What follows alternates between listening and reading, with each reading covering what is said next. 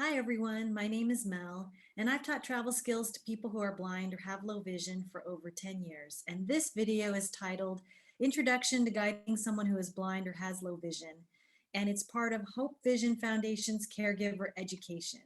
Be sure to check out the other videos in this series. The Hope Vision Foundation's logo is a solid black dot framed by a turquoise curved line above and a black curved line underneath, which forms a human eye or person with outstretched arms. You can learn more or donate to Hope Vision Foundation at www.hopevisionfoundation.org. All right, let's get started.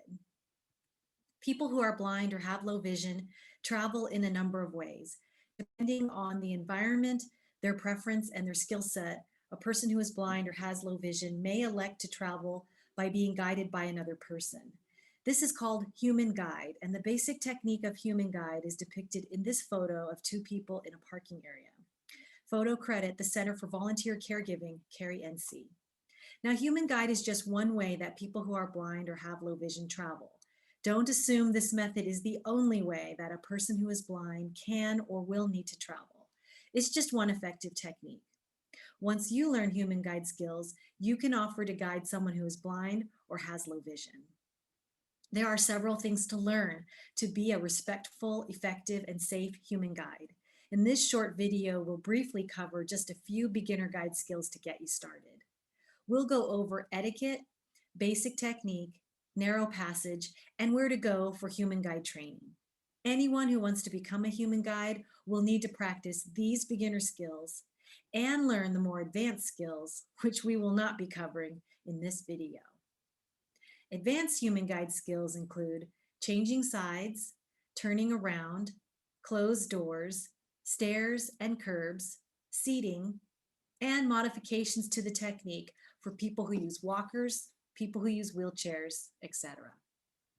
Now, to start human guide, approach the person who is blind or has low vision and identify yourself.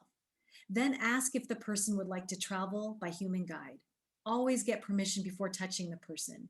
It could be very rude, not to mention startling, to touch a person without permission. And the same goes for their long white mobility cane and their service animal. Here's what I like to say when I approach someone who's blind or has low vision and may like my help. Hi, my name is Mel. Can I help you with directions or guide you somewhere? Now, if I know the person well, I might put it this way. Hey, it's Mel. Want to take my arm and go to the dining room?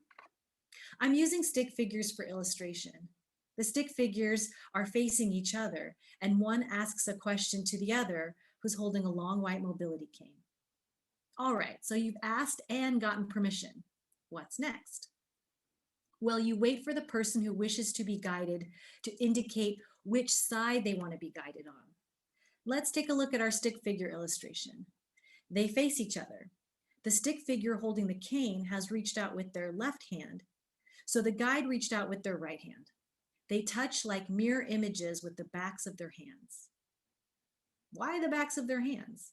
Well, this type of touch conveys less intimacy and a bit more formality. It shows that the touch is all business. Now, if the person you're guiding is your family member or friend, you can continue to use this practice, or you can change it to a more personal touch. Just make sure you preserve the dignity of the person you're guiding. After you've initiated contact, it's time to get into basic technique formation. Allow the person who is blind or has low vision to use their hand you're touching to locate your upper arm just above your elbow. They may trace up your arm to locate this spot where they will hold on to you during basic technique. Note that the person being guided holds onto the guide and not the other way around.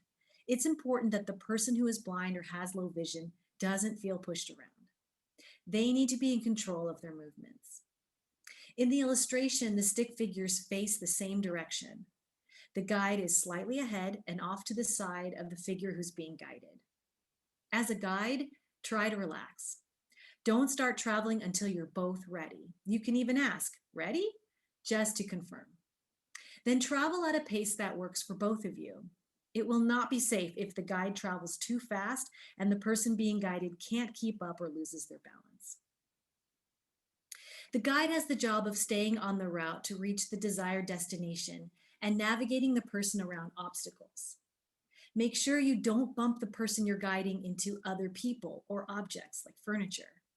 Just travel naturally around such obstacles as you normally would, but make sure you have given enough room for both of you to get past without bumping. Also, be aware of any potential tripping hazards, such as rugs, drop-offs, or ramps, and head level hazards, such as that low-hanging tree branch that crosses the sidewalk. You can notify the person you're guiding of such hazards by slowing down and telling them what the hazard is. You may be wondering, how much environmental information should I tell the person I'm guiding? This is a good question, and the answer is, it depends. Some people appreciate route info and others couldn't care less. Sometimes people just want to make small talk while they're being safely guided. If you're not certain how much to describe, just ask the person before you guide them and they will tell you. The last skill we'll cover in this video is called narrow passage.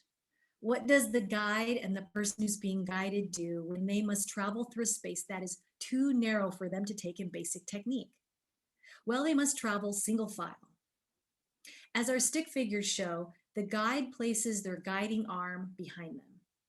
This signals to the person being guided that a narrow space is coming up and it's time to change the formation. The person being guided traces their holding hand down the guide's arm to the guide's wrist and holds there. The person being guided also positions their body behind the guides in single file formation. The guide can do a quick check to ensure that both parties are in single file and that the person they are guiding won't bump as they travel through the narrow space, such as the open doorway shown in the illustration. Once they are both through the narrow space, the guide can place their guiding arm back to their side, which indicates that the narrow passage technique is no longer needed and basic technique can resume. Note that the guide stays in front during narrow passage. Again, the guide does not grab onto the other person. The person who's being guided chooses to hold onto the guide in order to have full control of their body movements. Narrow passage works well for maneuvering through parking lots, in crowds, and around tables and chairs in a restaurant. As we recap what was covered in this video, I'm displaying the earlier photo of the two real people using human guide in a parking area. The 3 beginner skills introduced in this video were etiquette, basic technique, and narrow passage. Keep in mind that there's much more to learn and practice in order to be an effective human guide. While this brief video is not intended to take the place of training, hopefully it has piqued your interest. You can ask for training from Hope Vision Foundation by visiting our website, www.hopevisionfoundation.org. You can also get information and training on other blind and low vision topics, as well as subscribe to our newsletter and find ways to donate or support our mission. Thank you for watching, and thank you for standing up for vision.